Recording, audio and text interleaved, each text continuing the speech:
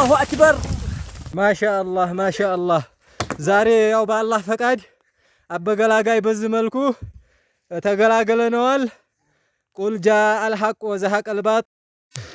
አበገላጋይ የሚባለው የሽርክ ቦታ ፈረሰ። ቢስሚላሂ ረህማን ረሂም አልሐምዱሊላሂ ረቢል ዓለሚን ወሰላቱ ወሰላሙ ዐላ ረሱሊላሂ ሰለላሁ ዐለይሂ ወሰለም። أما بعد السلام عليكم ورحمة الله وبركاته. الله أكبر الله أكبر الله أكبر. الحمد لله الذي أذهب الطاغوت بالسلفيين.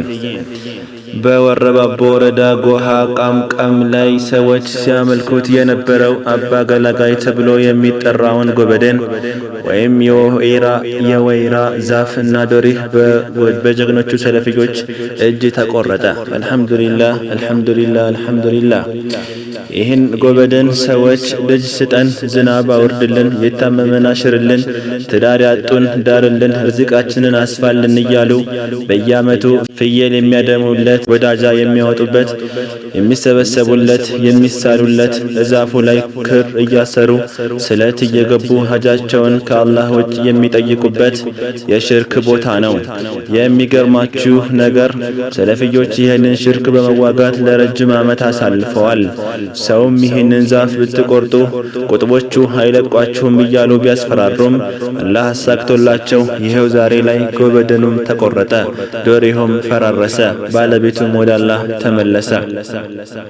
የሰለፊዮች ዳዕዋ በተግባር የታጀበ ስሩን የሰደደ ቀጥ ብሎ የቆመ የአላህ ዳዕዋ ነው። እነ ኡስታዝ ኢማም ሰዒድ ጎሃ ከሰለፊይ ወንድሞቹ ጋር በመሆን የሽርክን ቦታ በማፈራረስ ሰበብ ሆነዋል። እንወዳችኋለን።